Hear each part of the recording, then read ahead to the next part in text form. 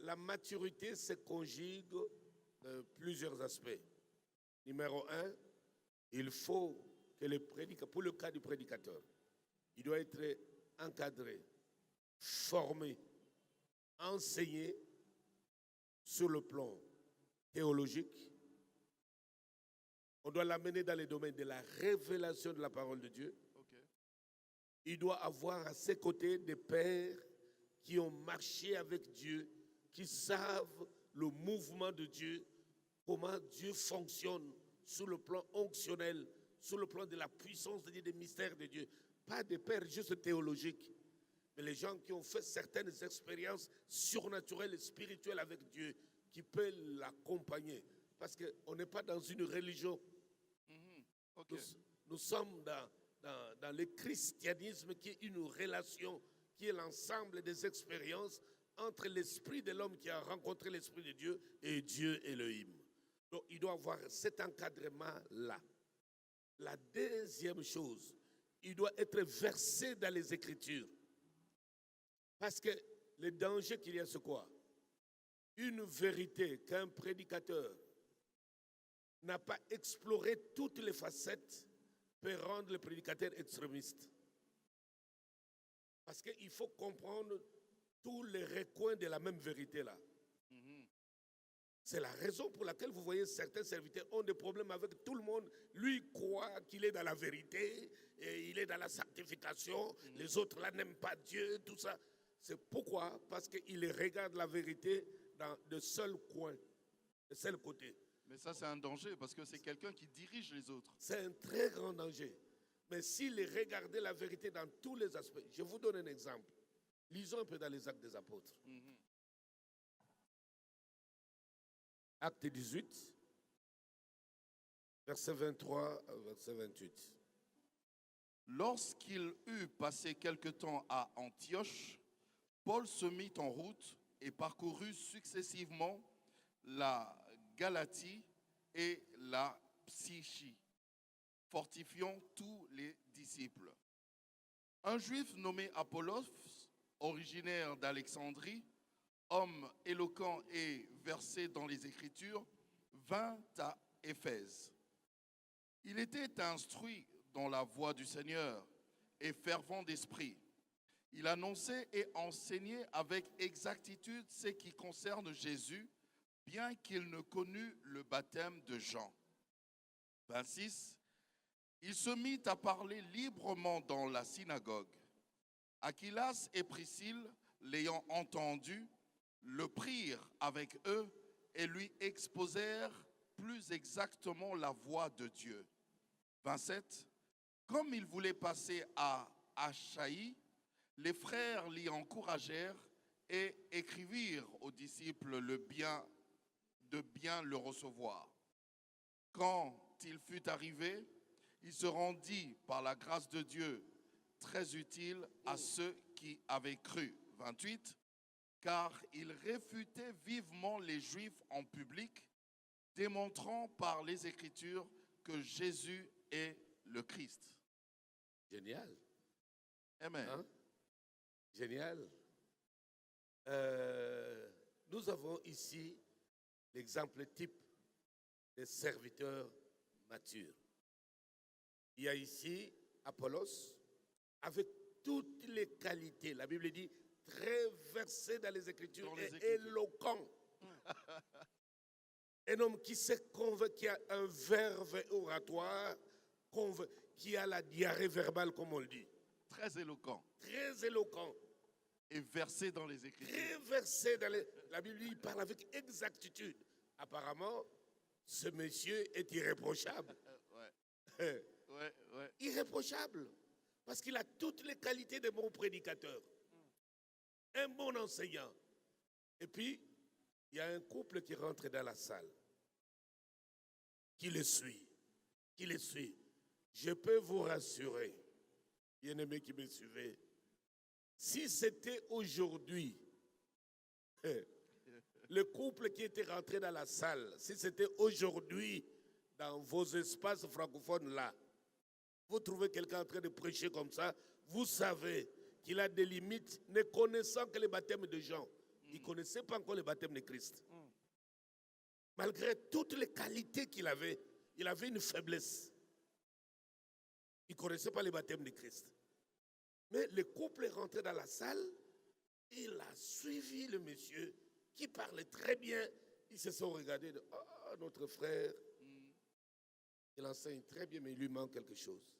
Si c'était nous aujourd'hui, monsieur, tu racontes des bêtises, tu égares les gens, tu égares les enfants de Dieu, arrête ça. Je ne peux pas te permettre de continuer. Nous connaissons comment ça se passe. Ça, ce sont les hérésies, ça. Des hérésies, c'est abomination, avec les mots que nous connaissons. Mais les couples rentrés, ils restaient calmes. Vraiment. Ils ont laissé le monsieur continuer l'enseignement jusqu'à la fin. Ils ne l'ont pas arrêté, ils ne l'ont pas interrompu. Ils laissent Aquilas, Apollos jusqu'à la fin. C'est, je dirais, l'équivalent. Après le culte, ils ont approché les bien-aimés. À côté. En tout cas, félicitations. C'était formidable aujourd'hui. Quelqu'un comme toi, si tu arrives à capter cette vérité, à compléter ce que tu as, tu feras un bon ministre de l'Évangile et tu vas aider beaucoup l'Église du Seigneur. Et la Bible dit, oh Seigneur, il était instruit dans la voie du Seigneur et fervent d'esprit, Seigneur. Il annonçait et enseignait avec exactitude ce qui concernait Jésus. Bien qu'il n'ait connu que le baptême de Jean, c'était sa faiblesse. Wow. Combien nous en avons aujourd'hui? On se bat pour rien. Tu trouves quelqu'un? Moi, à partir d'aujourd'hui, on signe des décrets sur la chair, alors qu'on n'a qu'une portion de la vérité. On n'en a pas toutes. Et à cause de cela, on menace inutilement la communion de l'Église. Les Priscille et Aquila qui te suivent là peuvent comprendre tes limites. C'est dire, oui, il enseigne bien, mais il est dans tel desk.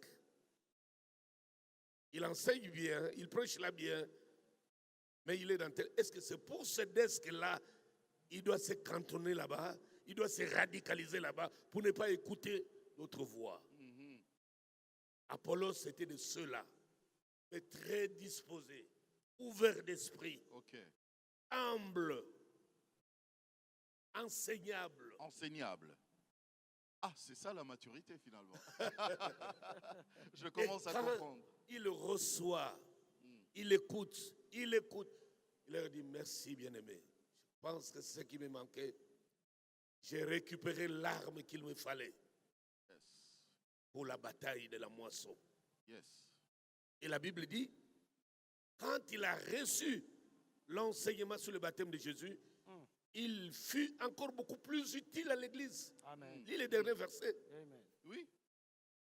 Le dernier verset, le verset 28. Car il L'avant-dernier. Comme il voulait passer à Achaïe, les frères l'y encouragèrent. Voilà. Et écrivirent aux disciples de bien le recevoir. Voilà. Si c'était aujourd'hui, on allait dire, comme moi je suis arrivé en Colombie, que tel-là ne mette pas les pieds ici. Il va tromper les gens. D'ailleurs. C'est de l'immaturité, tout simplement. Mais quand ils ont partagé, c'est pourquoi je demande aux serviteurs d'avoir toujours un esprit de partage. Nous ne connaissons qu'en partie. Amen. Tu peux te rendre compte, quelqu'un comme l'apôtre Paul, qui a reçu un appel que beaucoup n'ont pas. Appel authentique. Disons les choses claires. Il est monté jusqu'au 3e ciel. Personne n'a fait une telle expérience, ayant entendu des choses ineffables. Et quand il vous dit, je connais un homme, si ce n'est dans son corps, il sait de quoi il parle. C'est parce que c'est lui qui a fait l'expérience. Et quand ce monsieur parle de Satan m'a empêché, il sait qui est le diable. Quand il dit un ange du Seigneur à qui j'appartiens m'est apparu, il sait de quoi il parle. Mais ce monsieur-là nous dit, nous ne connaissons qu'à partie. Quelle humilité! Quelle humilité. Paul a reçu un appel que beaucoup n'ont pas reçu. Mais voilà qu'il vous dit, non, bien-aimé, malgré la connaissance que j'ai des mystères, c'est le même qui dit, c'est par révélation que j'ai eu ce mystère de Dieu.